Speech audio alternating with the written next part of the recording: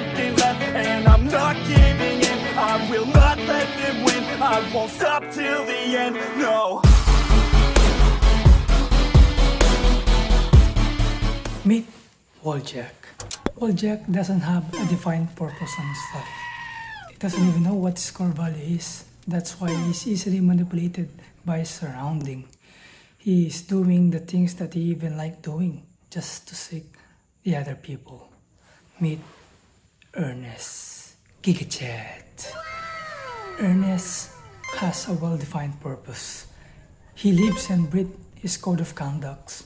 That's why he's not easily manipulated, but instead he's influencing other people on taking the path of most resistance. My conquerors, let me give you an analogy. There's this boiling water, and first if you put a pasta onto this boiling water, what do you think happens? It softens the pasta, right?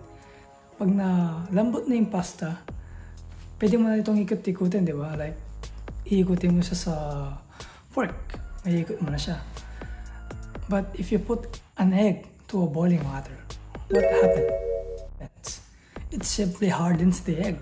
Now, what if you put a tea bag onto that same boiling water? What do you think will happen to the tea bag? Walang mangyayari sa tea bag, but instead, yung boiling water, siya yung magbabago. Kasi from being a transparent, clear water, magiging siyang brown. It will turn brown because of the tea bag. Accurate na accurate siya on how we live. Especially in my case, since every introduction of Wojak and Ernest is a story of mine. Wojak being my child version and Ernest is my present version. Throughout life, man, I've always following the crowd. I've always trying to fit in the crowd, man. Trying to fit in sucks, especially if wala kang defined purpose and you don't know your core values. You will try to fit in on these so-called popular people. And I end up doing the things that I don't even like just to impress them. Just to get their validation, just to get their approval, to be part of that group. I don't have a core value. I don't have a self-confidence. I can even make my own decisions. Man. Once you start being uncommon amongst uncommon, once you separate yourself in the pack and became who you're supposed to be, you find your code of conduct and you'll stick by it.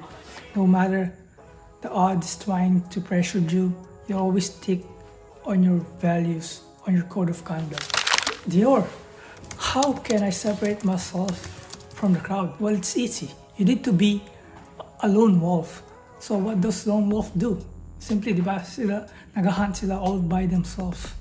So how can you be in this lone wolf path? To be reminded, man, being a lone wolf is the loneliest path you take because they always take the path of most resistance, yung mahirap, man.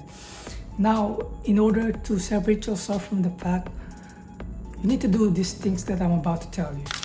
First, identify your why. You need to identify your core values, your code of conduct.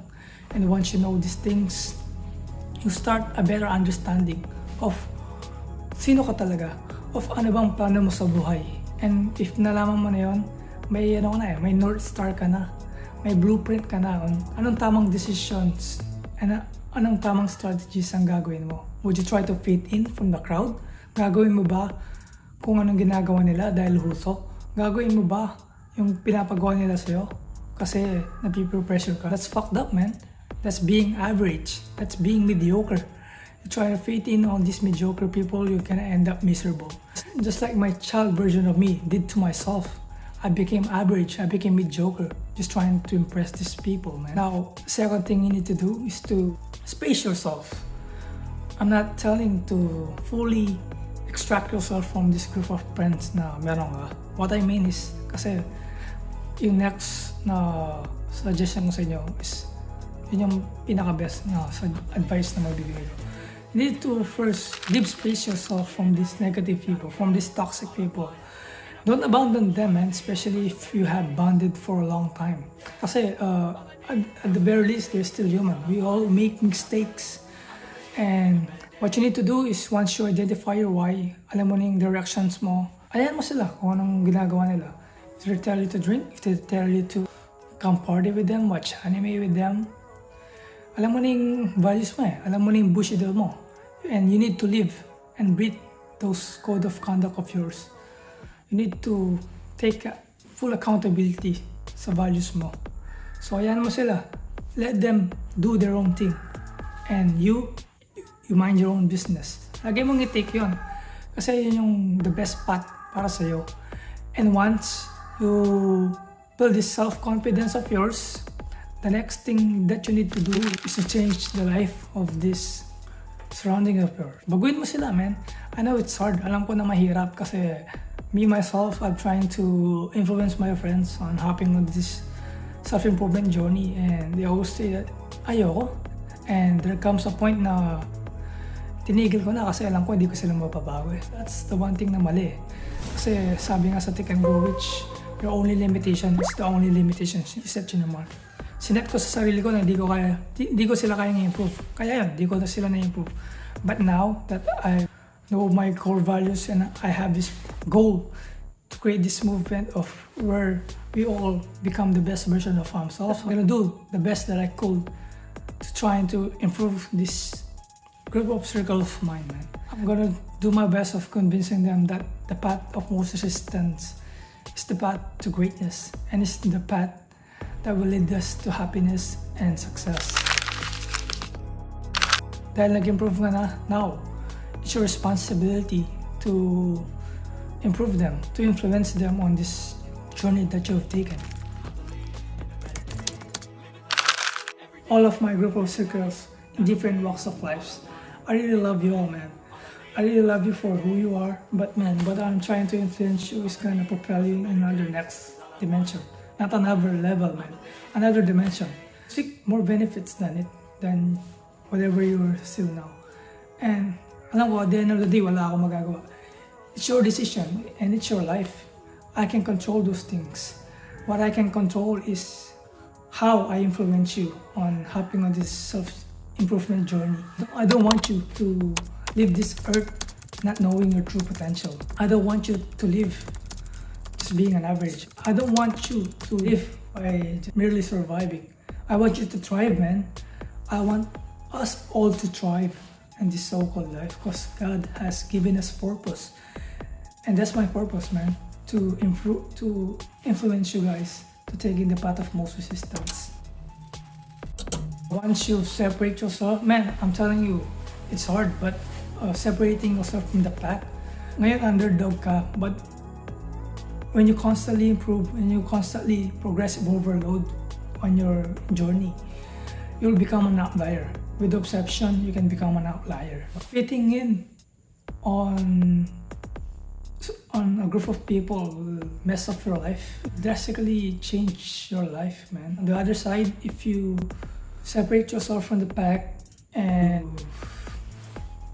really hone your skills to becoming who you are, to becoming a lone wolf, that will drastically change your life. The way you think, the way you influence other people, the way you talk, the way how you view life, and the way how you communicate with your group of friends is gonna change you. Now, I want you to comment in the comment section below, guys.